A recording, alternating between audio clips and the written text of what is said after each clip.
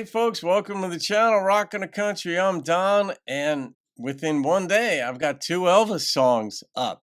And this is a gift from George Woodruff, and it's Elvis's You Gave Me a Mountain. And my first exposure to this song was about 7 years ago when I did Gene Watson's rendition of this. And then about 6 years after that, I did Marty Robbins' rendition of this one. And so I guess that must have been maybe about 6 months ago, somewhere in that neighborhood. But in any case, this is a gift request from George Woodruff. So George, shout out to you, my friend. Thank you for this gift and request. And this is what you said in your request. Hey, Don, I saw where Montauk Ed made a request from Elvis's 1973 concert in Hawaii. I love that concert. I have a request for a Marty Robbins song you did recently, but this one from Elvis. You Gave Me a Mountain. Elvis did this song in 1973 in Hawaii. I just love his version. No disrespect to Marty, but Elvis kills it. George and Elvis were on tour with the Louisiana Hayride back in the 50s. Elvis was country before he was the king of rock and roll. Elvis was my favorite until that hot day in July of 1980 when I found the possum. So my request is Elvis Presley's You Gave Me a Mountain from Aloha from Hawaii, live in Honolulu, 1973, and yada, yada, yada. All right, so this is also on Vivo, so it's going to be blocked. They're always blocked. So anyway, here we go. I'm going to be watching the video, though, but in all likelihood, you're only going to get the audio.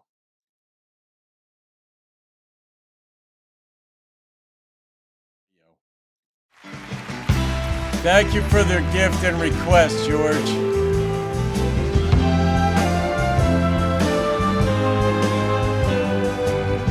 Born in the heat of the desert,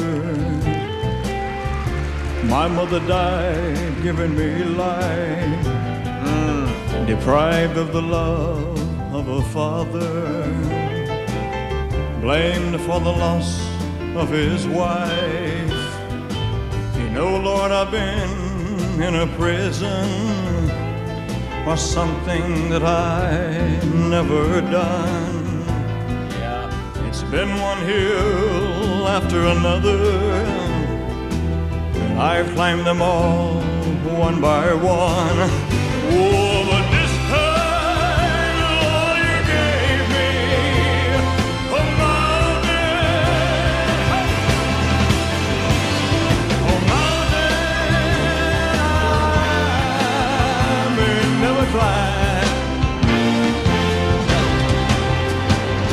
It isn't on a hill any longer. You gave me a mountain this time. Dude, one of the coolest outfits of all time. My woman got tired of the heartaches, tired of the grief and the strife, so tired of working for nothing, just tired of being my wife. Yeah. She took my one ray of sunshine, she took my pride and my joy, she took my reason for living, she took my small baby boy. Oh, well, this time, Lord, you gave me a mountain,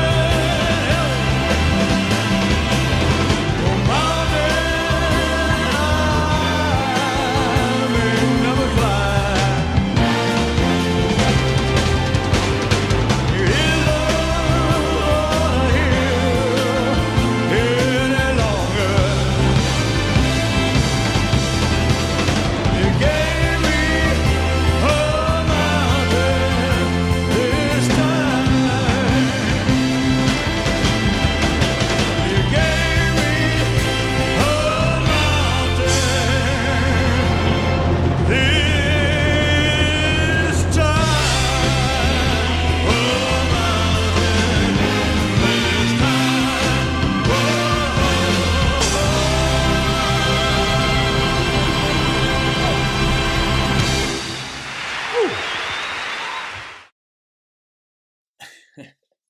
He is such a performer.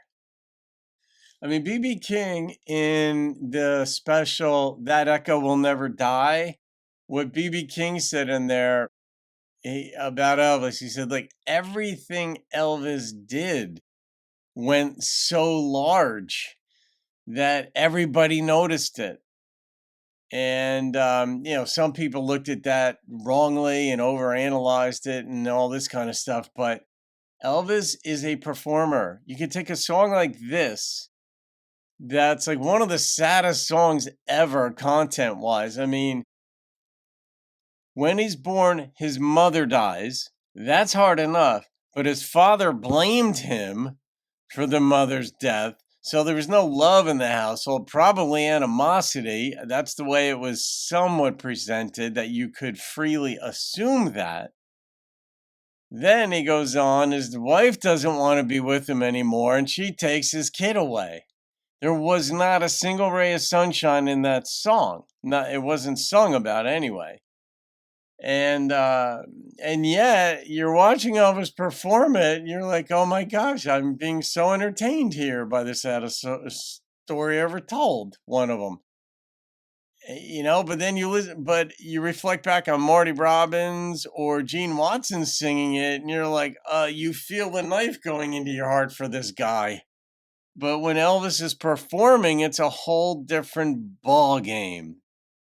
You're like, Elvis was like the Johnny Carson of entertainers, where I saw David Letterman talking about Johnny Carson.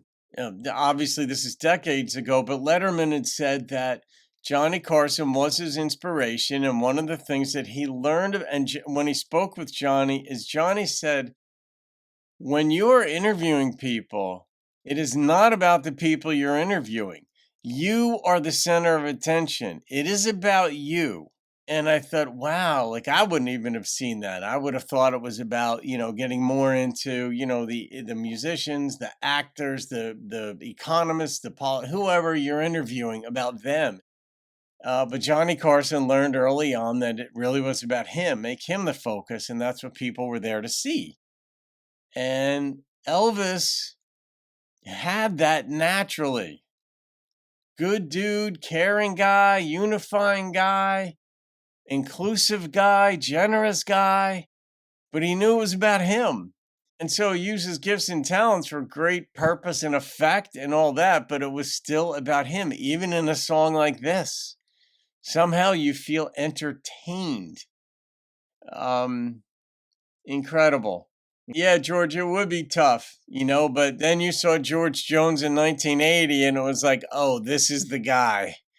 And the way George sang and what he sang and his style and all that, I'm sure, it's an easy guy to love, to make your number one.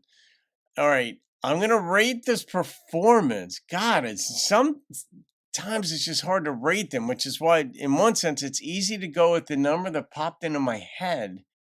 And some of you guys are going to absolutely blast me for this number, but the number that popped into my head was an 8.8. And maybe it was because of the divergence between the way it was, so like what he was wearing too was just badass. Performance quality. I can't even imagine what that outfit he was wearing even cost back then. And then in today's dollars, the $10,000, $20,000. I mean, you see the award shows where the women are wearing Versace or whatever they wear. And, so-and-so is wearing a $60,000 gown, with sequins or, sparkly things. Now, put this outfit up at auction for Elvis, and you're looking at $250,000 easy. But nonetheless, I mean, you cannot be mesmerized by the guy. Good looking, performer, caring, nice, successful. You gotta love the guy. So, all right, there you go.